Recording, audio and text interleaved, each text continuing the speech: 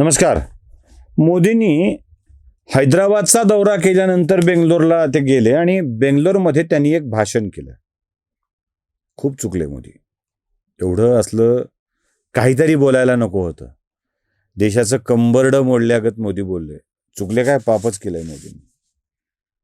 मोदींनी इतकी पापं केलीत ना, इतकी पापं केलीत की त्या पापक्षालन करता येणं शक्य नाही मोदींना. मोदींचं पहिलं पाप कोणतं आहे माहिती आहे? दामोदरदास मोदी नावाच्या एका सामान्य माणसाच्या घरात जन्माला आले. हे पहिलं पाप. म्हणजे मोदींनी जन्माला यायचं होतं तर नेहरू ते घँडी असलं काहीतरी आडनाव लावणाऱ्या माणसांच्या घरामध्ये जन्माला यायला हवं होतं, तर मोदींच्या वाट्याला पुण्य आलं असतं. पण हे पाप करायची सवय आहे, काय करतील. पहिलं पाप ते. बरं, दुसरं पाप, सामान्य माणसाच्या घरात जन्माला येऊन त्यांनी संघकार्य वगैरे सुरू केलं, हिंदुत्वाचं कार्य वगैरे सुरू केलं. हे दुसरं पाप. संघाच्या आदेशाने राजकारणात प्रवेश केला. तिसरं पाप. लोकांना आवडेल असे विषय मांडून कारभार करून गुजरातचं मुख्यमंत्रीपद मिळवलं. हे पुढचं पाप. त्यानंतर देशाचे पंतप्रधान वगैरे झाले. हे त्याच्या पुढचं पाप. आणि या देशाला नीट करण्यासाठी काम करू लागले. हे त्याच्या पुढचं पाप. त्यामुळं महापापी मोदींनी काय भयंकर भयंकर पापं केलीत आणि त्याच पापातून त्यांनी देशवासियांना काही गोष्टी करायला सांगितल्या. बस. राहुल गांधी तर बोलले, हे देश चालवणं कठीण आहे, चालवता येत नाही, अपयश आहे.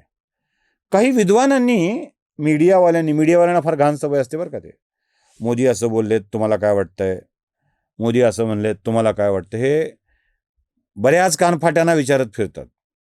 मग मीडियावाल्यांनी त्या महानगरांच्या मध्ये इथे मेट्रो आहे तिथे जाऊन विचारलं, मोदी असं बोललेत, तुम्हाला काय करतात?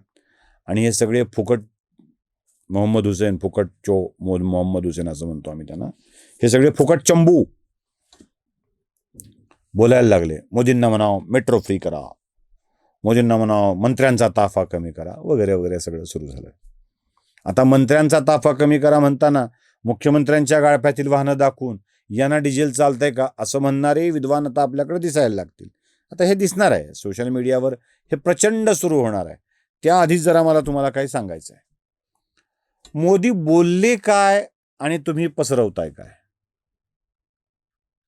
मोदींनी एक नऊ गोष्टी करायला सांगितल्या. माझ्या 9 गोष्टी गेल्या उडत. एक 3-4 गोष्टी मी तुम्हाला सांगतो महत्वाचं. त्याच्या आधी एक गोष्ट तुम्हाला माहिती आहे का? आपण वेगवेगळ्या व्हिडिओमध्ये हे बोललेलो आहोत. भारताचं सर्वाधिक परकीय चलन कोणत्या आयातीत खर्च होतं, आयात करण्यामध्ये खर्च होतो माहिती आहे? हे सगळ्यांना माहिती आहे. नंबर 1, सर्वाधिक खर्च होतो क्रूड ऑइलवर, सर्वाधिक खर्च. दुसरा खर्च होतो फर्टिलायझर्सवरती, रासायनिक खतांच्या मध्ये. तिसरा खर्च होतो इडेबल ऑइलवरती, खाद्यतेलावरती. खाद्यतेल, इंधन, रसायनं आणि पुढचं सोन्याची आयात आपल्याकडची मोठी आहे.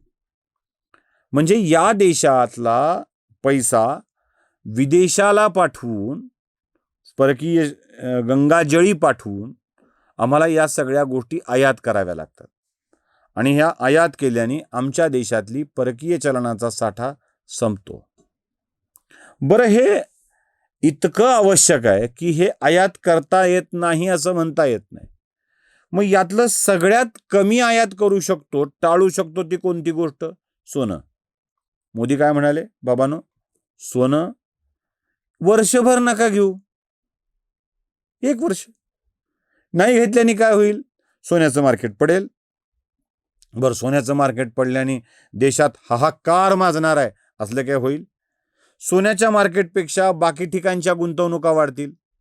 म्हणजे आपण समजा यावर्षी 2 तोळे सोनं घ्यायचं नक्की केलेलं आहे एका माणसाने, 3 लाख रुपये गुंतवायचे आहेत, तर 3 लाख रुपये हे अन्य ठिकाणी गुंतवतील. देशांतर्गत गुंतवणूक वाढेल. सोनं आयात करावं लागणार नाही. बरं, सोनं तरी किती घ्यायचंय सोनं? 1 वर्षाकरता स्वतःला सोनं घेण्याच्या इच्छेला मुरड घाला, म्हणजे सोनं आयात करावं लागणार नाही. नवे दागिने घालायची हौस ज्यांना आहे त्यांनी नवं जुनं करावं आणि दागिने करावेत. सोपं काम आहे. पण नाही, आम्हाला मोदींनी हलकटपणाच केलाय असं म्हणायचंय. विदेशात जास्त जाऊ नका, इथले पैसे घ्यायचे, थायलंडला जायचं. विदेश म्हणजे काय? साला मालदीव, थायलंड, याच्या पलीकडं काही कामाने जाणाऱ्यांची गोष्ट वेगळी, गंमत म्हणून जाणाऱ्यांनी विदेशवारी टाळावी. साधी गोष्ट आहे, आपला पैसा आपल्याकडे राहील. बरं, मोदी असं म्हणाले का की तळलेलं खाऊच नका? नाही, आजपासून तळलेलं बंद. काय म्हणले आहोत? तळलेल्या खाद्यतेलाचा वापर कमीत कमी करण्याचा प्रयत्न करावा. आपण असं गृहीत धरू की हम दो हमारे दो वाल्या परिवारामध्ये दर महिन्याला 4 लिटर तेल लागतं. आपण त्याला 3.5 लिटर केलं, अर्धाच लिटर कमी केलं, फक्त अर्धा किलो, अर्धा लिटर, व्हॉट एव्हर, जे कमी केलं, तर या देशातल्या कमीत कमी 25 कोटी कुटुंबात अर्धा लिटर, अर्धा किलो तेल कमी झालं तर 12.5 कोटी एवढं लिटर तेल कमी लागेल. फक्त कमी केलं तर ना, फक्त कमी केलं तर. आणि तेवढी आयात या देशाची कमी होईल. काय चूक बोलले मोदी? का आपलं मोदी येडाय म्हणून मोकळं व्हायचं आहे? एक साधं गणित. मोदी काय म्हणाले? रासायनिक खतांचा वापर यावेळेला जरासा टाळूया. बंद करूया म्हणले नाहीत, जरासा टाळूया. शेतामध्ये सेंद्रिय खत टाकू. आता उकंडा कोणाला माहीतच नाही, प्रॉब्लेम हा आहे. चला, आपल्या सुधारणावादी धोरणांनी उकंडाच गायब करून टाकलाय. लक्ष्मी होती ती. सेंद्रिय खतं टाकू, शेणखत टाकू. जर 10 पोते माझ्या शेतामध्ये खत लागतंय तर मी यावेळेला 8 टाकीन, 2 कमी करीन. 2 पोते कमी केल्याने माझा शेतीवरचा परकीय गंगाजळीवर होणारा खर्च हा 1000-2000 कमी होईल. करोडो शेतकरी आहेत, काही हजार कोटी रुपये परकीय गंगाजळीचे वाचतील. या देशासाठी आपण काही करायचं आहे ही भावना आपल्यात येणार नाहीये का? म्हणजे खाणं बंद करा, पिणं बंद करा तर म्हणत नाहीयेत. मला मूड आला, मी उठलो, गाडी काढली, गेलो निघून फिरायला. मैत्रीण बॅकसीटवर टाकली, लॉंग ड्राईव्ह पेचल गाणं लावत निघालो लॉंग ड्राईव्हवर. गाडीत टाकली, निघून गेलो. जरा कमी करू शकतो आपण. मोदींनी सांगितलं की 1% इंधन जरी आपण वाचवू शकलो तरी काही हजार कोटी रुपये आपण या देशाचे वाचवू. बंद करा म्हणले नाहीत ते, बंद करा म्हणले नाहीत. वापर मर्यादित करा, थोडा कमी करत या. या देशातल्या लोकांनी महिन्याला 1 रुपया दिला प्रत्येक नागरिकांनी तर दर महिन्याला 150 कोटी रुपये जमा होतील. वर्षाचा हिशोब घातला तर किती हजार कोटी होतील, येतोय अंदाज? 1200-1250 कोटी तर कुठेच गेले नाहीत. रुपया, फक्त रुपया. 1 रुपयाची किंमत, 1 रुपये की किंमत तुम क्या जानोगे असं म्हणायची वेळ येईल की नाही? मग जर आम्ही रोजच्या इंधनातले 1% म्हणजे 2 लिटर पेट्रोल लागतंय तर 2 रुपये, 5 लिटर डिझेल लागतंय तर 5 रुपये, 7 रुपये वाचवायचे ठरवले. सार्वजनिक वाहतूक व्यवस्थेचा वापर केला, ज्या शहरात मेट्रो आहेत तिथे मेट्रोचा वापर केला तर फायदा होईल की नाही? असं मानलं जातंय ना, म्हणून म्हणलं मी मोदींनी पाप केलंय की मोदींनी सगळं बंद करा म्हणलेत. आता मागच्यानं तुम्हाला पेट्रोल देता येणं शक्य नाही, बंद करून टाका. अरे असं नाही बोलले मोदी. ज्या गोष्टी परकीय चलनातून घ्याव्या लागतात त्याचा वापर आपण कमी करत आलो तर बरं होईल, हे मोदींचं म्हणणं आहे.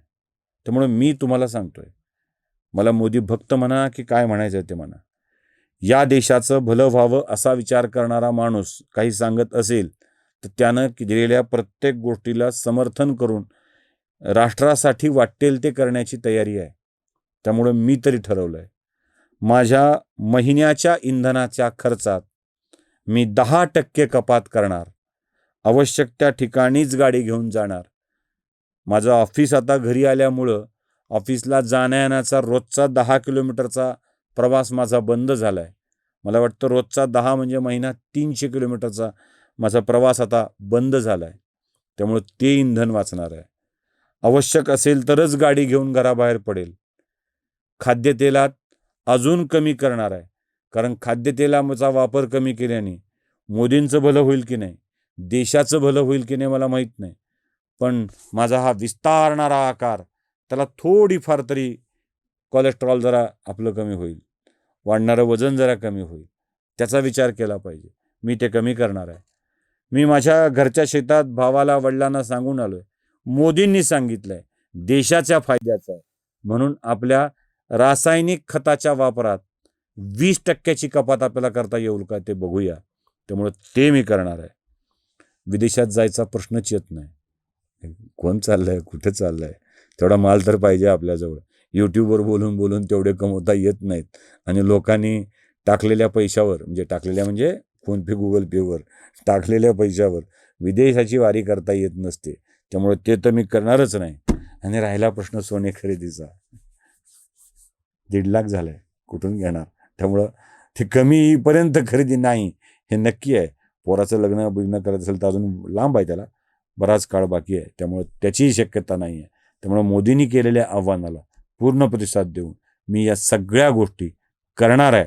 आणि तुम्हाला विनंती करणार आहे, मोदी चूक सांगतायत असं म्हणून राष्ट्राच्या भल्याचं कृत्य आपल्या हातून होत असेल तर ते करणं टाळू नका. त्याला सकारात्मक प्रतिसाद द्या. नमस्कार. स्वधर्म जागृतीचा विधायक